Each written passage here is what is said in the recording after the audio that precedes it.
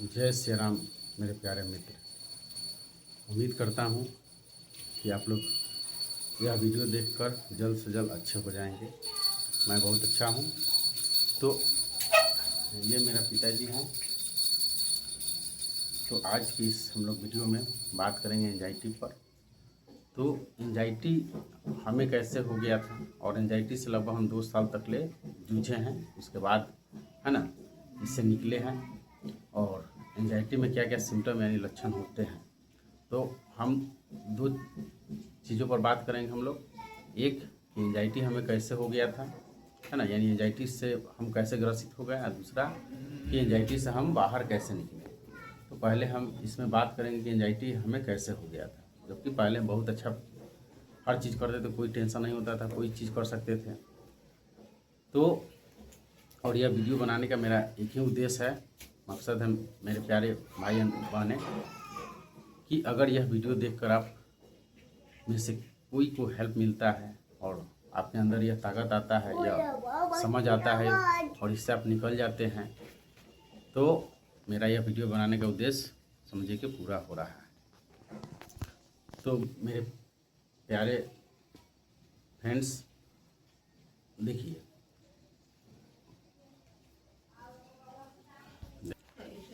तो पहले हम पढ़ाते थे, है ना, यानी 1 से लेकर 10 तक के बच्चों को आराम से पढ़ाते थे। और यह वीडियो बना रहे हैं तो मेरे पास माइक नहीं है, इसी तरह से है ना बनाने का प्रयास कर रहे हैं और आप लोग को मदद करने के लिए कोशिश कर रहे हैं। कि अगर आप यह वीडियो देखते हैं और मदद मिलता है तो मेरे लिए बहुत खुशी की बात होगी कि आप मेरे भाई और प्यारे बहनों को है ना इससे निकलने में मदद मिल रहा है और फ्रेंड्स को। तो देखिए, एंजाइटी हमें कैसे हुआ, पहले इस पर हम लोग चर्चा करते हैं। ये मेरा पिताजी हैं, इनको है ना 2022 के आसपास में इनको मतलब पैरालिसिस मार दिया, है ना, और इनको कोलकाता में मारता है। हमें खबर आता है रात में लगभग 12-1 बजे करीब हम लोग यहाँ से गाड़ी करके जाते हैं और उसके अगले शाम के वहाँ पहुँचते हैं इनके पास। और जो भी है वहाँ पर 2-4 दिन रहते हैं, इलाज विलाज चलता है। तो वहाँ ठीक नहीं थे, बेटे पर थे, वहाँ से लाते हैं गाँव। और गांव में इनको है ना जो आयुर्वेदिक होता है, हेम्योपैथिक होता है, उससे इलाज करवाते हैं। बहुत महंगा था वो, है ना, उस सब इलाज करवाएं। और इस दरमियान में है ना बहुत से मतलब पैरालिसिस वाले लोगों को देखें कि किसी के मुंह में मरा है, किसी के हाथ में, कोने के राइट, कोने के लेफ्ट। और यह चीज़ से अवगत हुए पहली बार, मतलब ऐसे सुनते थे लेकिन करीब से है ना पहली बार देखे इस तरह के रोग को। और इसी तरह से मतलब चलता रहा सब चीज़। और इनके साथ मतलब इधर उधर दवा कराने में, और पीछे हम पहले हम किसी तरह के रोग से या कोई भी इसको यदि मर गया, कोई घटना घट गया, उससे हमको डर नहीं लगता था। जाते थे ये दोस्त के कहीं भी PMCH हो या कहीं भी जाना हो तो जाते थे और वहाँ पर दवा हुआ या तो मरीज है उसके साथ रहते भी थे और सोचते नहीं थे कुछ। इसी तरह से इनका जो कोर्स चल रहा था 55 दिन के सुई, है ना, आयुर्वेदिक सुई था, बहुत महंगा, वो ख़त्म होने वाले थे। तब लास्ट जब सुई था तो उसके रात में इनको आने लगा चमकी यानी मिर्गी, देह हाथ पूरा ऐंठने लगे। हम लोग नहीं जानते थे कि यह क्या है, सुने थे कि मिर्गी हो मतलब है ना होता है, लेकिन देखे नहीं थे। और इस तरह से उसके बाद इनको मिर्गी आना शुरू हो गया और इसी तरह से समय बीतते गया। लेकिन हाँ, इनको तबीयत खराब होने से पहले हम खाना मेरा था लगभग 10+ रोटी खाते थे, और अच्छा कुछ खाना है तो उससे ज़्यादा भी है ना रोटी खा सकते थे, यानी खाना मेरा डाइट अच्छा था और किसी तरह का है ना प्रॉब्लम नहीं था। लेकिन उसके बाद क्या हुआ, धीरे धीरे धीरे समय बीतते गया, है ना, और आ गया आपका 2023। और 23 में हुआ क्या कि घर में थोड़ा आपसी कलह होने लगा, जिसके वजह से है ना रात में 2-3 दिन सोए नहीं हम। खाना मेरा घट के आ गया, 1-2 से 2.5 रोटी खाते थे, है ना, और फिर भी और पढ़ाना था ही, 2-4 बैच चलाते थे तो बोलना पड़ता है उसमें धीरे धीरे। और उसी दरमियान मतलब 2021 के आसपास मेरा थोड़ा यहाँ पर चोट लगने से है ना फूट गया था, कपाट सिर फूट गया था, 13 गो टाका पड़ा था। लेकिन उस समय CT स्कैन वगैरह कराए थे, सब ठीक था।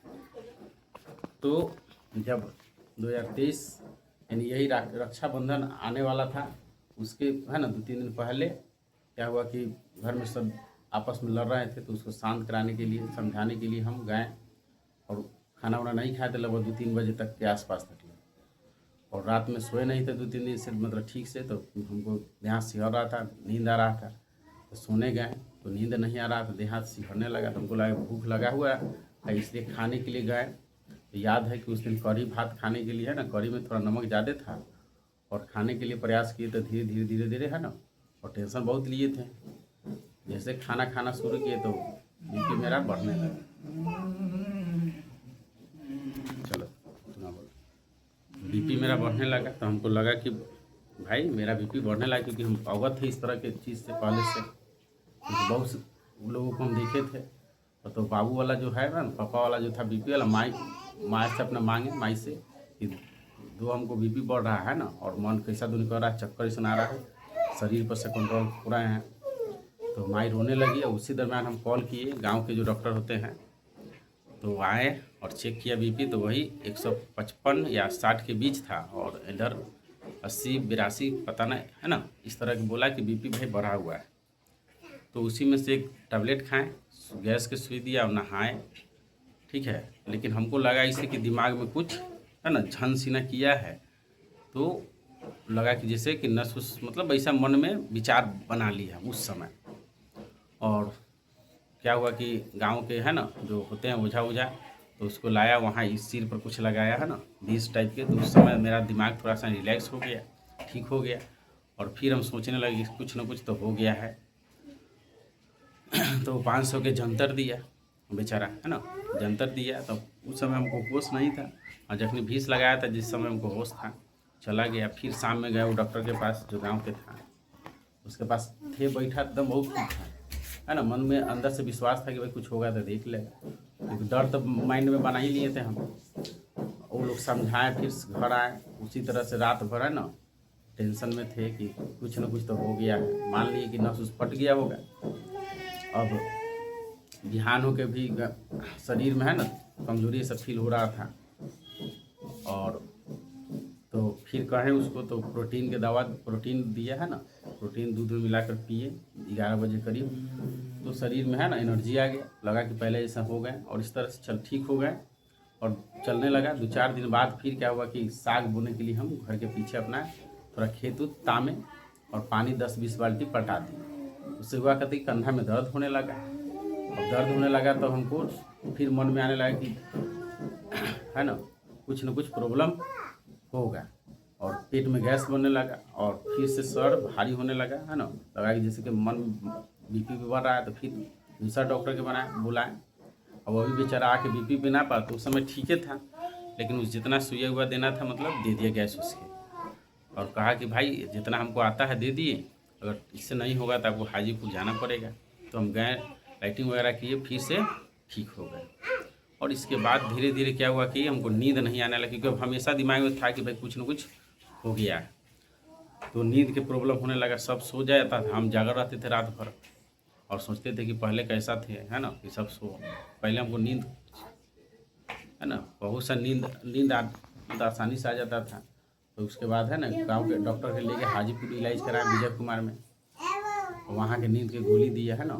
बहुत सा जांच कराया, जैसे धड़कन हो गया, हार्ट हो गया है ना, खून हो गया, ब्लड पेशाब, सब इससे जांच कराया, सब नॉर्मल था। इसी तरह से चलते रहा लगभग 1 साल तक। हमको लगा कोई ना कोई रोग हो गया है ना, CT स्कैन करवाएं, लेकिन इससे पता नहीं चला। तो 1 साल 1.5 साल तक हमें पता ही नहीं चला। डॉक्टर के पास हम धप्पा खाते रहे, इधर से उधर घूमते रहे, ये डॉक्टर वो डॉक्टर। फिर साइकेट्री के पास गए, वो भी बेचारा है ना अपना इलाज कराया। और हम हमेशा हमको है ना यह डर बना रहता था कि भाई बीपी बढ़ रहा है। दिन भर में है ना 1 बार 2 बार चेक करवा लेते, 1 दिन बाद 2 दिन बाद, इस तरह से बीपी के फेना में रहने लगे। और क्योंकि उस समय हमको बोल दिया गया था, वो डॉक्टर आया था कि भाई तुम्हारा बीपी बढ़ रहा है, थोड़ा और ऊपर जाता है तो तुम पैरालाइज हो जाता है। तो मन में डर हो गया था उस समय। इसी तरह से बीपी के फेर में ही रहते थे हम खाली है ना, कि ब्लड प्रेशर बढ़ रहा है, धीरे घटते बढ़ते रहता था है ना। 120/80 होता है नॉर्मल, कभी 22 होता है, 23-25 है ना, इधर कभी 110 बटा है ना 80। तो इस तरह से था। तो कोई डॉक्टर से जाते थे तो भाई तुम्हारा 2% बढ़ा हुआ है, घटा हुआ है 5%, 10%। पता ना था बीपी के बारे में कि कितना ठीक है। तो इसी तरह से गांव के ही एक बुजुर्ग डॉक्टर थे, उससे मिले हम, क्योंकि उस समय भारी चीज़ उठाने से है ना पेट उखड़ गया था। तो उससे मिले डॉक्टर से, तो दवा दिए, और बोले कि देखो कि आपको कोई एथी नहीं है, मतलब है ना, रोग नहीं है, बल्कि मैनिया रोग है। मैनिया रोग मतलब क्या होता है? मन में मान लेना। जैसे मान लीजिए कि आप मान लेते कि पेड़ पर भूत रहता है, तो भाई भूत है। और मान लीजिए आप सोए हैं, अगर कोई आदमी 2 सुई चुभा दे, वहाँ पर नीचे सांप है, तो आपको क्या लगेगा कि हमको सांपे काटा है, लेकिन एक्चुअल में उसको तो सुई चुभा। इस तरह से हम मान लिए तो वो समझाएं कि देखिए 5-10%, 15%, 20% मायने नहीं रखता है कि कहाँ तक ले, मतलब वो बताएं कि अगर बीपी आपको है ना हमेशा 160 से ऊपर रह रहा है या 60 के पास रह रहा है, तब आपकी प्रॉब्लम है, डॉक्टर से मिलना चाहिए। ना तो कम बेसी हो रहा है, दौड़ने पर भी हो जाता है, आप मेहनत करते हैं, तब वहाँ पर हमको बीपी वाला चीज़ से हमको डर फटा।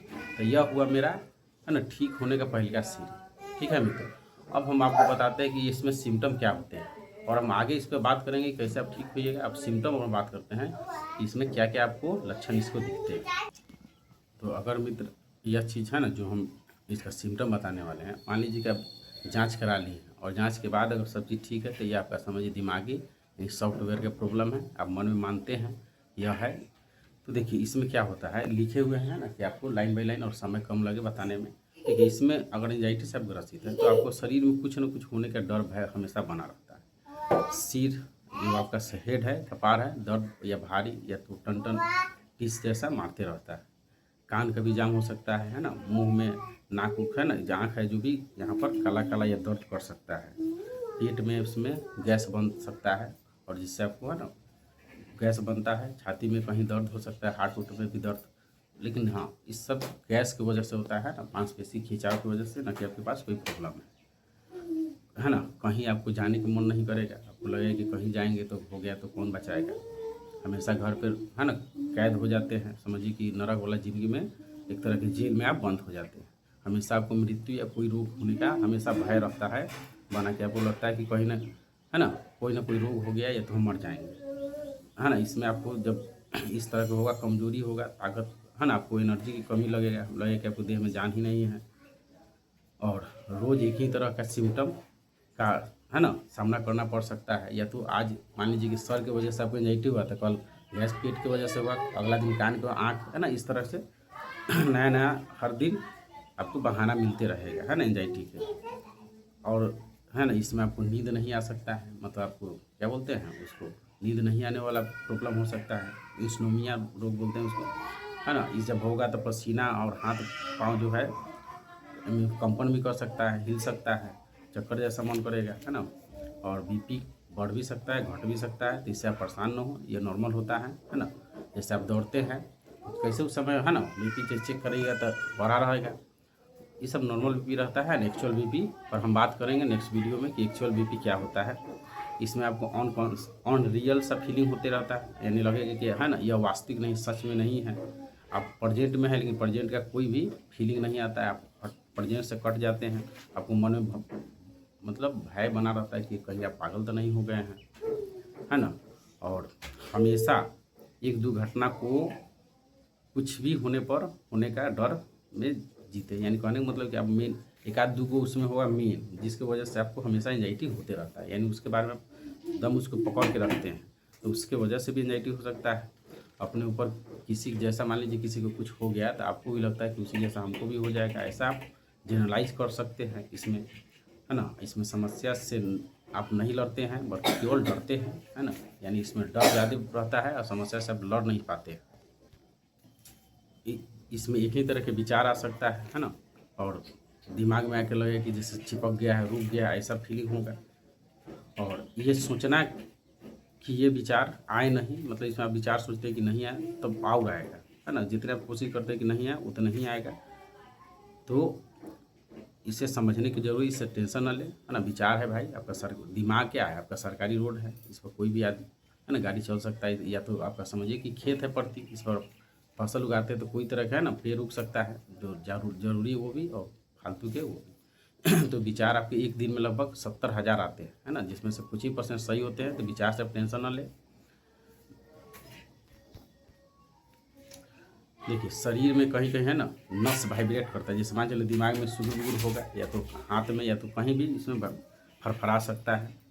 हाथ पाँव में कंपन यानी उंगली भी हिल सकता है ना, जैसे मांसपेशी खिंचा सकता है। ओसीडी की प्रॉब्लम आ सकता है। ओसीडी क्या होता है, इसमें आपको फालतू जुनून यानी आदत, बार बार कोई चीज़ जैसे हाथ धोने का है ना, यह करने का बार बार मन करेगा, शरीर का वजन है ना घटने लगता है, या तो बाल झड़ सकता है, या पक भी सकता है, यानी दाढ़ी उड़ी है ना पकना शुरू कर सकता है।